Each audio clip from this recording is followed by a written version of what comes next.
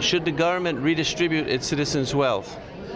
No, I'm a big believer in the Rand Paul way, following the Constitution, making sure that we're individual stewards and authors of our own destiny. I mean, that's what the Founding Fathers wanted. They wanted us to have life, liberty, pursuit of happiness, pursuit of freedoms.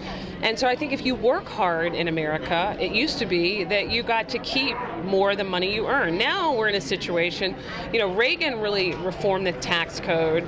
Clinton tinkered with it a little, but now we're in a situation where President Obama thinks the way to prosperity is to rob from those who work hard and give it to those who work less, and that's wrong.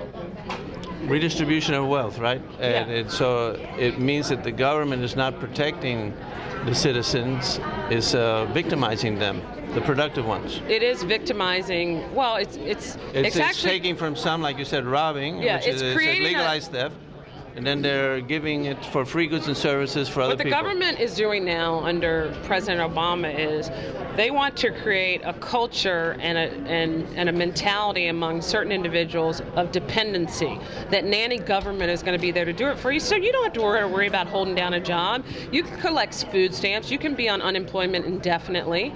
And anytime Republicans want to say, hey, maybe we should focus on policies that are going to, like reforming the tax code, which encourages businesses to do what? Hire. Small and large businesses alike. When they feel less of a tax burden, they're going to hire more because they're going to have more cash on hand. They're going to feel prosperous. And prosperity is a trickle-down effect. But this president believes that the government, we can keep spending and spending our way into a black hole, which is now $17 trillion in debt.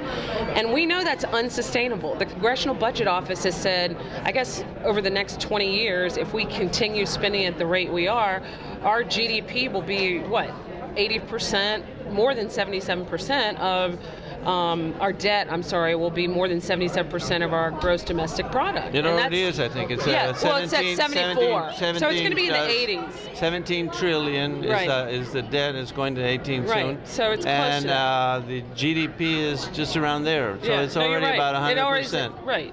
So that's a situation that's unsustainable, right? It is unsustainable, and I think what we need to do, like Governor Chris Christie said yesterday, the party is not talking about what we're for, how we're going to fix the problem. It's not enough to say, oh, let's repeal Obamacare.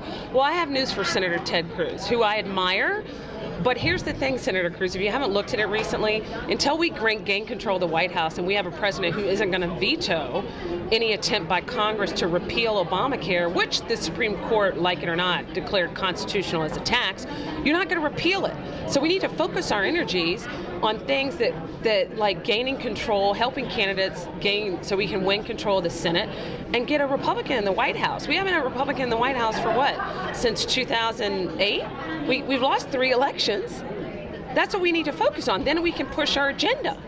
Well, I was just talking to Tom DeLay, and he had a different view. He was saying something that seems to make sense to me. I'd like to get your opinion. He was saying the Congress, the House of Representatives, has the power of the purse. They do. If they don't want to spend some money on something, Obamacare or anything else, they don't have to sign it. If the president doesn't like it, he can stew in his not liking, but they don't have to sign it. What happened?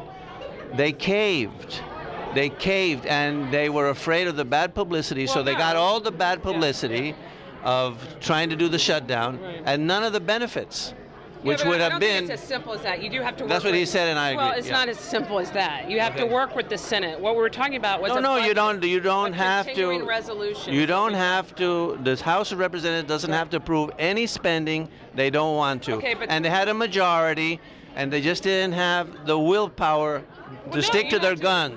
Remember the shutdown, the government shutdown? They could have gone with, you had to do a continuing resolution to keep the government funding at the current levels.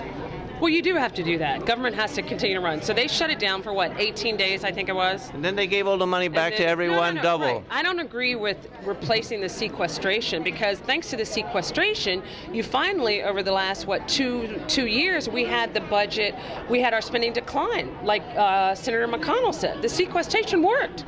We didn't suffer. The sky didn't fall, right?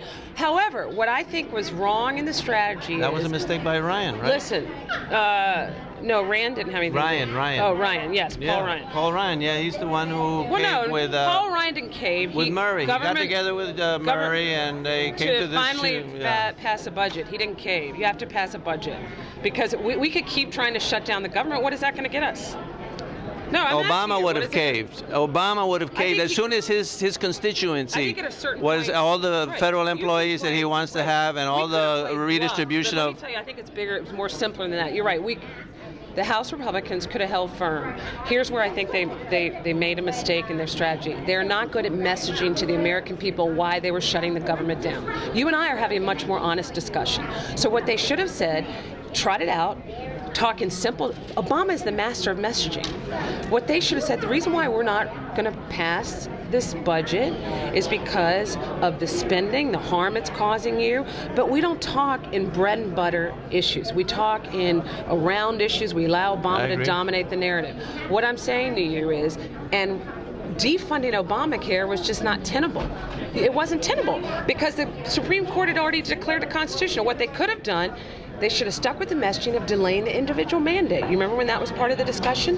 They could have really won on delaying the individual mandate because the president himself, without approval of Congress, remember the president? Yes, exactly. But that's when we had leverage. But let's not get tied up in that. Let's talk about what we're going to do to move forward.